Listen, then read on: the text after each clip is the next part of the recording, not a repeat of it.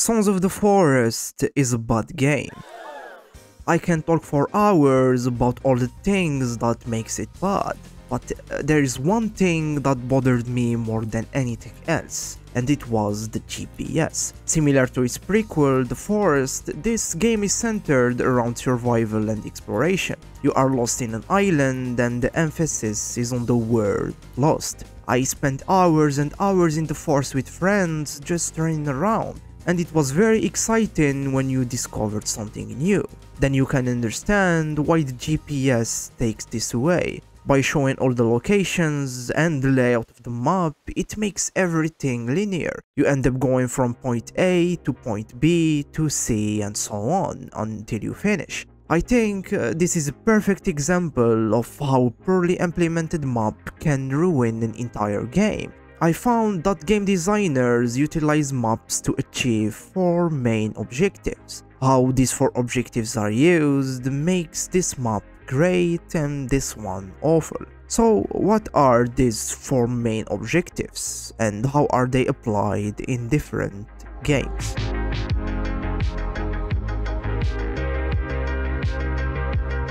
This is a hand-drawn map made by player, and it is a great example that shows the importance of maps in video games. This map was made for Zork, a text-based adventure game released in 1977, where the player explores an underground cave network. In other words, a maze. But the nature of the game and the hardware limitations of that time didn't allow the devs to include the map. That led to players all around independently without contact between them to do the exact same thing, to draw their own maps on paper. Many players of early RPGs did this because it was the only solution. The box of the 1981 game Wizardry contains graph paper, encouraging players to draw their own maps. Pirates, a game released in 2004, have a physical map that is necessary to play the game. The player have to make in-game measurements, then consult the map to know his exact location. Maps are symbolic representation of space, projections that make the game world more perceptible and easy to navigate. That is one of the 4 main objectives. The navigation. It is a purpose born of necessity, and it is the one that is shared by every single map. Maze War, considered the first ever FPS game released in 1973, have one of the first maps in video games. It is made to help the player navigate a maze. The first Zelda game released in 1986 had a permanent mini-map on the top left that was most useful in dungeons. Because of hardware limitations, in many early games, permanent mini-maps were the common implementation. But there are some cool exceptions that take it to another level, like Rogue from 1980, where the map is the playground. The map is randomly generated while you are playing, a mechanic that spawned a whole new genre. SimCity and Civilization is another example of where the map is the game. Rockstar is one of the companies that perfectly understand the importance of maps and how to use them properly. Their maps shows you where you are and where you need to be. The maps are simple and precise, the lines are bold, and you have icons of pretty much anything you need. And they even bundle their games with physical maps. The Assassin's Creed series follows the same pattern. The cities are precisely represented. The map is intended to give you a fast route to the next point of interest. Cyberpunk 2077 is a good example of a bad navigation map. The red color reduces visibility, and the lines that represent the roads have a translucent blue color. Here you can see the difference between the map from GTA 5 and the one from Cyberpunk.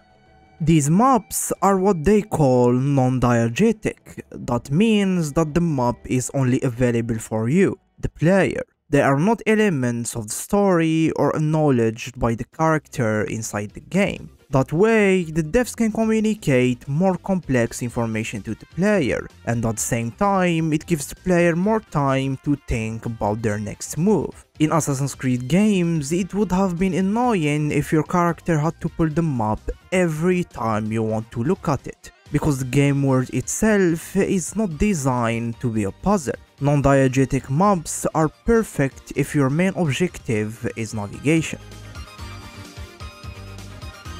This is how GTA 5's map looks like when you first open it. You can see that most of it is covered in what is called Fog of War. The Fog of War is a trick that is used to give players a sense of progress. As you play, more icons will appear, and in a sense, the map will slowly come to life. In Assassin's Creed games, you have a similar thing. It is called synchronization mechanic. Each time you climb a vantage point, that could be towers or tall buildings, you will unlock a part of the map. This also gives you a sense of progress. But not only that, this pushes the player to explore more. If you look at this map for the first time, the world seems so big. You think that there are so many things that you can explore and that there is so much more you don't know about this world. The Fog of War is as old as video games. In fact, it was passed down from war strategy board games. Stratego, for an example, tries to simulate the Fog of War by keeping the pieces turned away from the opposing player. So for real-time strategy games like Age of Empires, Civilization or StarCraft, it was logical that the devs would implement it as a core mechanic of the game. It adds one more layer to the gameplay.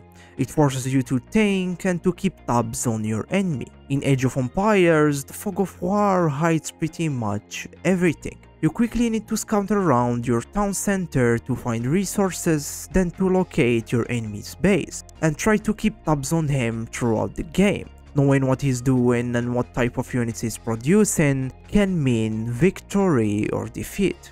The Forest map perfectly utilizes the Fog of War.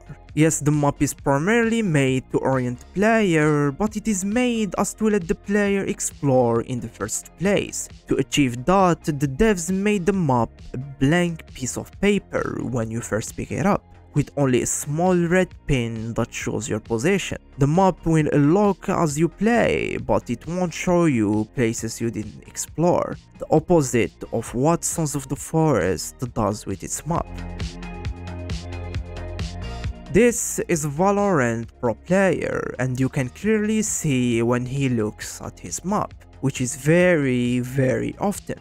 One of the first tips you receive when you start playing League of Legends is to look more at your minimap. It conveys so much information that if you play in the higher ranks, it is nearly impossible to play without it. That would put you at a huge disadvantage. In Valorant, some agents need the map to use some of their abilities, and the players in general use it to make plans during the game, want to rotate to other sites or when and where to attack, for an example. Battle Royale games use the map in the same manner. The map shows the current zone and the location of the next zone, which is extremely important. Without that map, players can't rotate properly. A great position in the zone is one of the most important factors that determine the winner. Maps in Battle Royale games are also used for communication. Directly pinging on the map where you want to go or what route you want to take or where you want to land is very important when playing with stranger. In most of these competitive games, the maps are an essential part. Mechanic of the game. It is used as a sort of a competitive tool. The most important thing after navigation is immersion. Since hardware became better and better, game devs became obsessed with total immersion, which led to the implementation of diegetic UI and HUDs, including maps. In that space, almost every element is diegetic, from the health bar on the back of the character and the ammo displayed on the gun, to the map being a hologram. Far Cry 2 is one of the first to make a great diegetic map. In addition to a small GPS, the map is a real object that the character holds. The color scheme and the design of the map perfectly fits the game. Firewatch also has great diegetic map.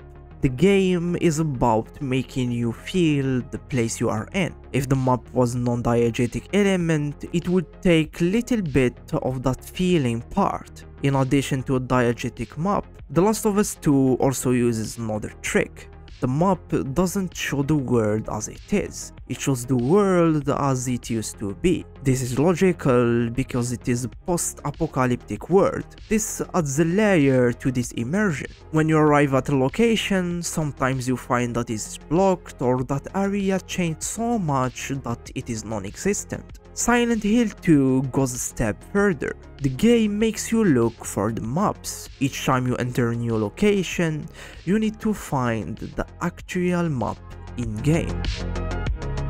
With the 4 main objectives laid out, you can understand why this map is bad and why this one is good. Except the competitive side, the forest map does the 3 other things perfectly for its game genre.